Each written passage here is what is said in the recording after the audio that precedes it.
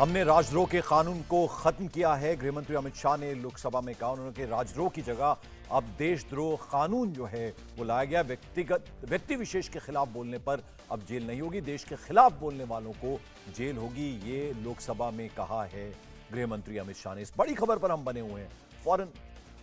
तो आपको बता दें कि गृहमंत्री अमित शाह ने आज भारतीय न्याय संहिता बिल 2023 पेश करने की वजह उन्होंने बताया कि कानून व्यवस्था को बेहतर बनाना और इसकी प्रक्रिया को सरल यानी आसान बनाना है। उन्होंने ये तमाम बातें आज लोकसभा में कही। इतना ही कहना चाहता हूं कि हजारों स्वतंत्र सेनानी जो राजद्रोह की कलम के तहत अपने जीवन के सुवर्ण काल जेल में काटे, देश को आज़ादी दिलाने के लिए, अंग्रेजों को देश में निकालने के लिए, आज नरेंद्र मोदी सरकार के इनिशिएटिव से इनके आत्मा को एक प्रकार से जरूर संतुष्टि मिलेगी कि आज़ाद भारत में आज ये अन्यायी प्रोविजन को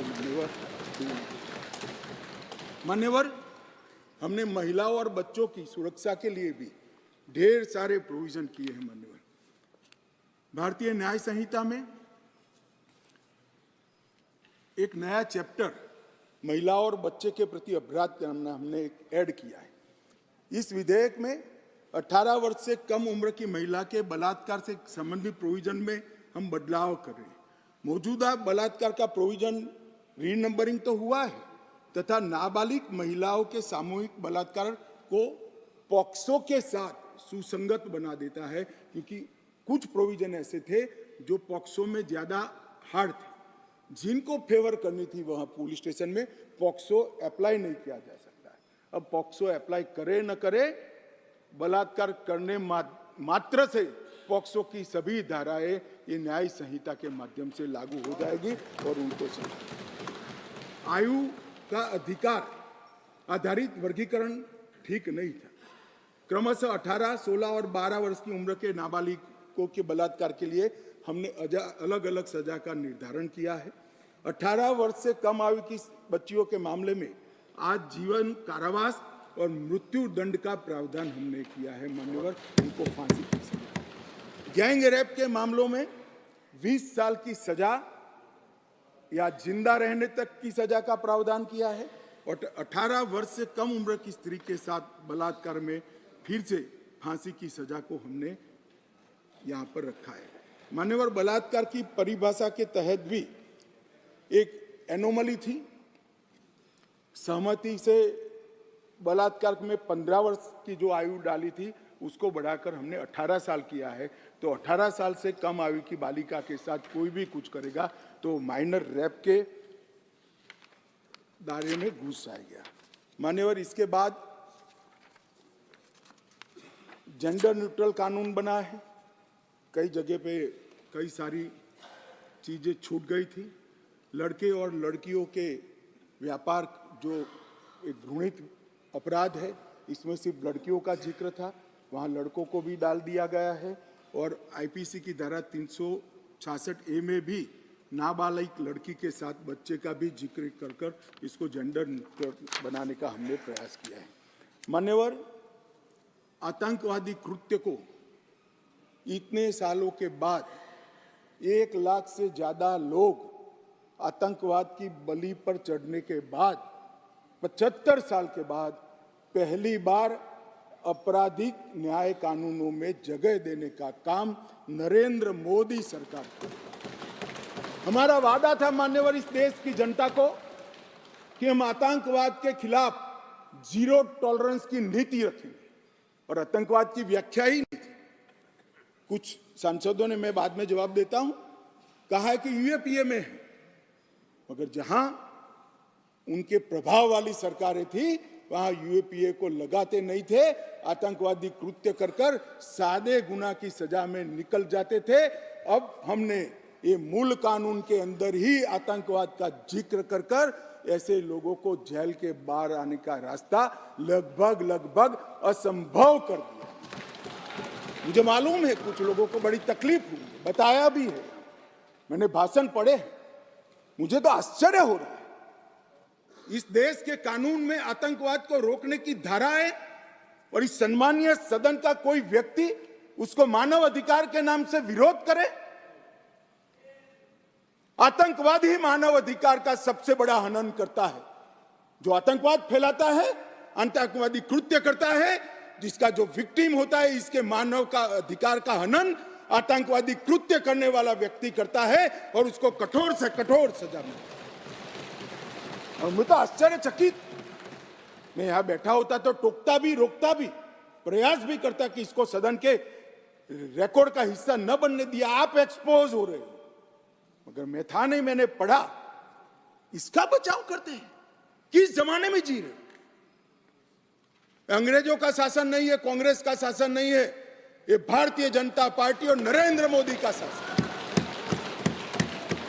यहां पर आतंकवाद को बचाने की कोई दलीलें काम में नहीं ली जाएगी, परंतु इसके दुरुपयोग न हो इसके लिए इसकी व्याख्या भी हमने बड़ी स्पष्ट की है मान्यवर। इसकी व्याख्या क्या की है? जो कोई भारत की एकता, अखंडता, संप्रभुता, सुरक्षा और आर्थिक सुरक्षा की प्रभुता को खतरे में डालता है और किसी भी वर्ग में आतंक फैलाने का प्रयास करता है, आइदर और साइड से, उसको आतंकवादी घटना कहा जाएगा। उसका विवरण दिया है।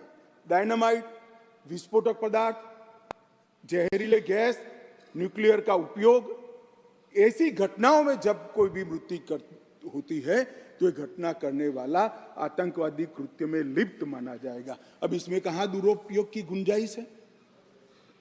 मगर मन में एक भय पड़ा है मान्यवर, वो भय से ये विरोध जन्म लेता है और मैं तो मानता हूं ये भय तो रहना ही चाहिए, रहना ही चाहिए, रहना ही। जो आतंकवादी कृत्य करते हैं उनके प्रति कोई दया भाव नहीं होना चाहिए। कठोर से कठोर इनके लिए कानून का प्रावधान होना चाहिए और ये नरेंद्र मोदी सरकार का उचित ही निर्णय है कि आतंकवाद के लिए ये कानून में हमने जगह दी है।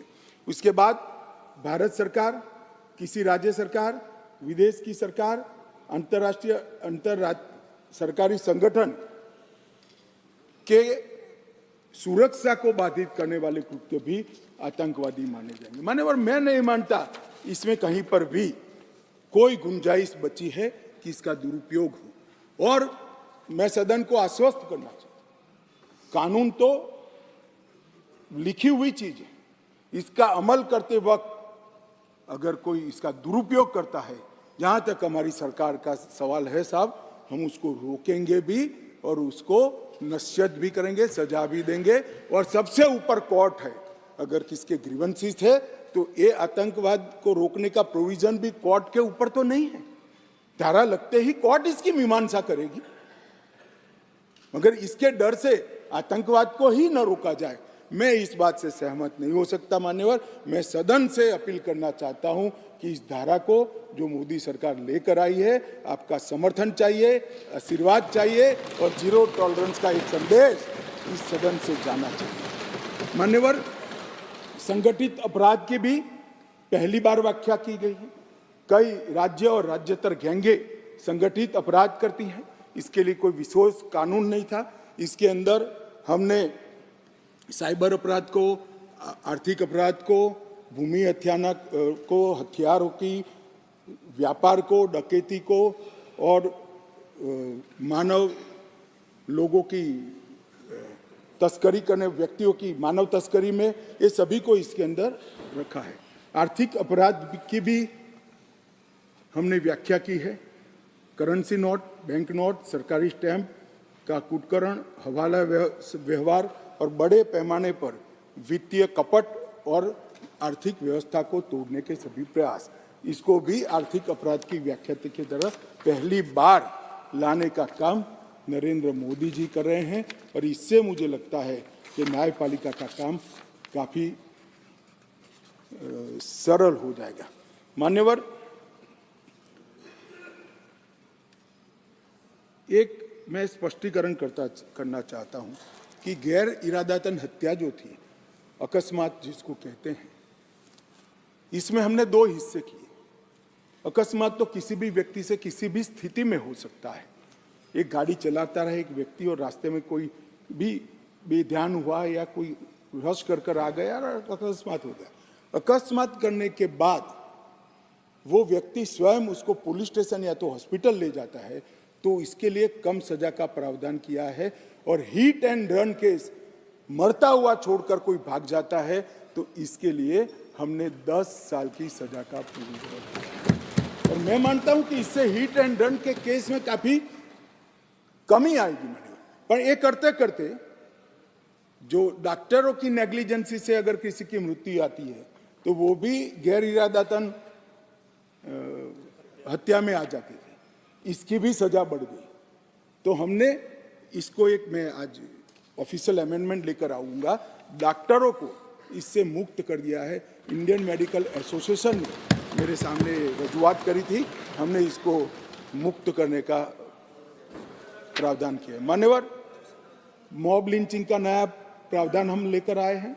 नस्ल, जाति, समुदाय या किसी शंका के आधार पर एक टोला एकत्रित होकर किसी को मार देता है तो उसमें मैक्सिमम फांसी तक की सजा की है। स्नैचिंग के लिए कोई कानून नहीं था, चैन स्नैचिंग होते थे, मोबाइल होते थे और अलग अलग धाराओं में अंत में कानून के गैप का फायदा उठाकर वो छूट जाते हैं थे। स्नैचिंग के लिए भी हमने कानून लाया है। और मान्यवर, गंभीर चोट का जो कानून था इसमें भी हमने 2 डिवीजन करे हैं।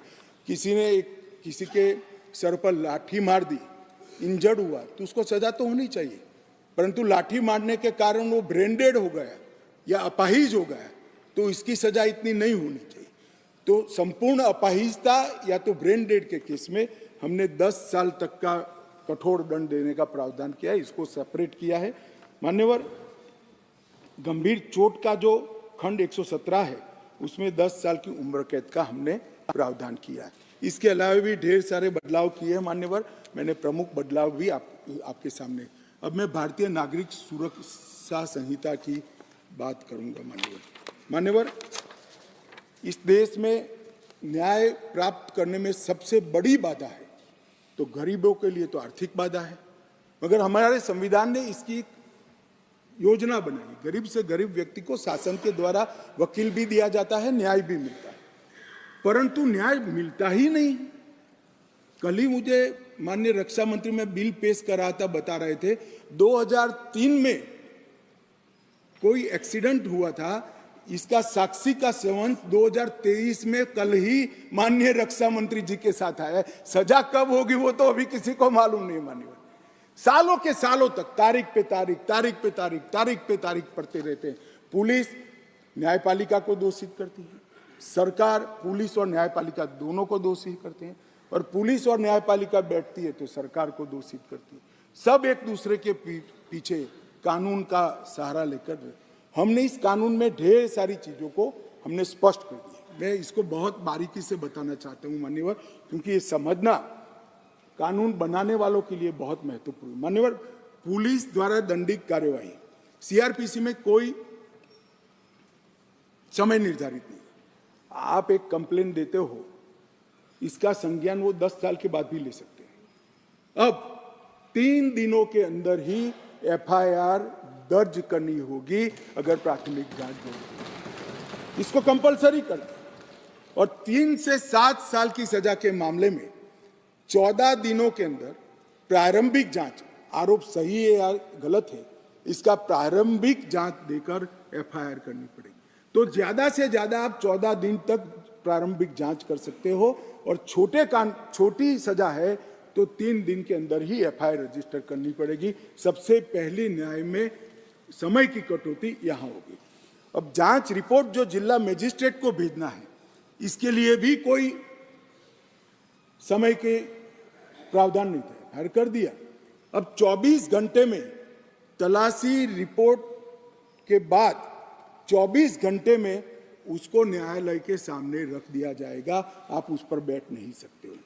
मेडिकल प्रैक्टिशनर और चिकित्सा जांच की रिपोर्ट, मेडिकल हुआ, कोई समय मर्यादा नहीं। जब उसकी आत्मा कहेगी, जब उनको समय होगा, सारी परेशानियों से वो मुक्त होगा जाए, तब देंगे। अब हमने बिना किसी देर से बलात्कार पीड़िता की रिपोर्ट को भी 7 दिन के अंदर पुलिस थाने में और न्यायालय में डायरेक्ट भेजने का काम हमने यहां निश्चित किया। मान्यवर, पहले चार्जशीट का समय नहीं, 60 से 90 दिन में चार्जशीट करने का एक कानूनी प्रोविजन था, परंतु री इन्वेस्टिगेशन, मेरी जांच चालू है, ऐसा कर सालों सालों तक चार्जशीट लटकाए जाते थे, केस लटकाए जाते थे और लोग केस से परेशान होते। हमने कह दिया कि 60 से 90 दिन का जो समय था वो तो रहेगा और 90 दिन के बाद और 90 दिन तक ही फर्दर इन्वेस्टिगेशन कर पाओगे। अगर 90 दिन के बाद फर्दर इन्वेस्टिगेशन करना है तो कोर्ट से ऑर्डर लेना पड़ेगा। चार्जशीट को आप 180 दिन के बाद पेंडिंग नहीं रख सकते हो। ये हमने प्रोविजन कर ट्रायल जल्दी हो इसके लिए शुरुआत कर दी। मान्यवर, इसके बाद मैजिस्ट्रेट के समय कब कार्यवाही शुरू होगी, मैजिस्ट्रेट के समय समक्ष, इसकी भी समय मर्यादा थी। अब मैजिस्ट्रेट साहब के साथ हमने बाध्य कर दिया है कि 14 दिनों के अंदर इसका संज्ञान आपको लेना ही पड़ेगा और कार्यवाही चालू, इसको लटका नहीं सकते।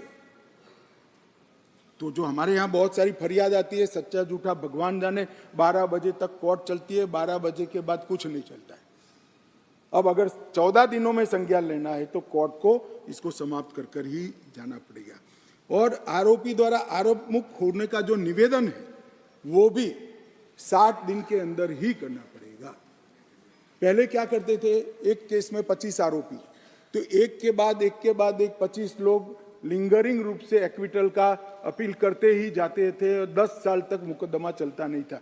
अब जिसको भी करना है 60 दिन के अंदर करना है और 60 दिन में न्यायाधीश ने इस पर सुनवाई करनी है। तो ये ज़्यादा से ज़्यादा 120 दिन में केस ट्रायल पर आएगा। प्ली बार्गेनिंग के लिए भी समय नहीं था, अब तय कर दिया है। आरोप तय करने के 30 दिन के अंदर ही आप आपके गुनाह को स्वीकार कर लोगे तो सजा कम होगी। प्री बार्गेनिंग 30 दिन के अंदर समाप्त करना पड़ेगा। ट्रायल की प्रक्रिया में कागज रखने का भी कोई प्रोविजन नहीं था। अब हमने दस्तावेजों की प्रक्रिया कंपलसरी 30 ही दिन में पूरा करने का प्रोविजन कर दिया है, उसमें आप देरी नहीं कर सकते। मान्यवर, ट्रायल इन एब्सेंसिया का भी प्रोविजन किया है। कुछ लोग इस पर आपत्ति ले सकते हैं, मगर मैं आज कहना चाहता हूं, इस देश में ढेर सारे मुकदमे, देश को हिला देने वाले मुकदमे, चाहे बम्बई बम ब्लास्ट हो या कोई, और वो लोग पाकिस्तान में या कहीं और देशों में शरण लेकर बैठे हैं, ट्रायल नहीं चलती है। मान्यवर, अब इनके यहाँ आने की जरूरत नहीं है।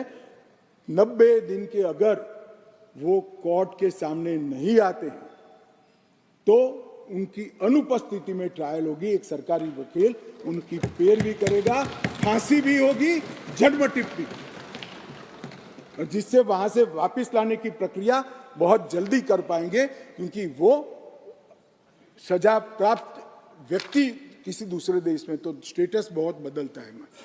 जमानत के लिए भी हमने कर दिया है कि लंबे समय तक किसी को जेल में नहीं रख सकते। पहली बार अपराध करने को 1/3 सजा का जो प्रोविजन है, 1/3 अगर अंडर ट्रायल कर लिया तो इसको मुक्ति दे सकते हो, और बाकी सभी मामलों में 1/2 किया है जो गंभीर प्रकार के हत्या, डकैती, ऐसे मामले हैं। जजमेंट सालों सालों तक, महीनों तक नहीं आता था। अब हो गया है कि मुकदमे की समाप्ति के बाद जज साहब को 45 दिन के अंदर ही जजमेंट देना पड़ेगा, वो इससे ज्यादा लेट नहीं करता। मान्यवर, जजमेंट और सजा के बीच में भी बहुत बड़ा समय था, उसका भी समय निर्धारित कर दिया है, और सजा निर्णय देने के 7 दिन के अंदर ही सुना देनी पड़ेगी, उसको आप लिंगरिंग नहीं कर सकते। मान्यवर, फिर दया याचिका के मामले आते थे। सालों तक दया याचिका करते ही नहीं, और दया याचिका कोई एनजीओ करता था, कोई दूर दूर के लोग करते थे, जिसका कोई दया तो वही मांग सकता है जिसको दंड मिला है। दया मांगने का अधिकार और किसी को नहीं। मान्यवर, उच्चतम न्यायालय की अपील खारिज करने के 30 दिन के अंदर ही दया की अर्जी करनी पड़ेगी, बाद में आपको इसका अधिकार नहीं रहेगा। राज्यपाल, सरकार, सबके लिए यस और नो कहने का समय का प्रावधान भी इसमें हमने मान्यवर तय कर दिया। महिलाओं की सुरक्षा के लिए भी इसमें ढेर सारे प्रावधान किए। मान्यवर, ई-एफआईआर से अगर किसी को सबसे बड़ा राहत मिलने वाला है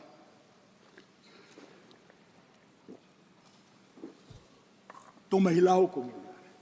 किसी भी महिला के लिए अपने खिलाफ हुए अपराध को किसी के सामने वर्णन करना मान्यवर बड़ी संकोच की बात होती है।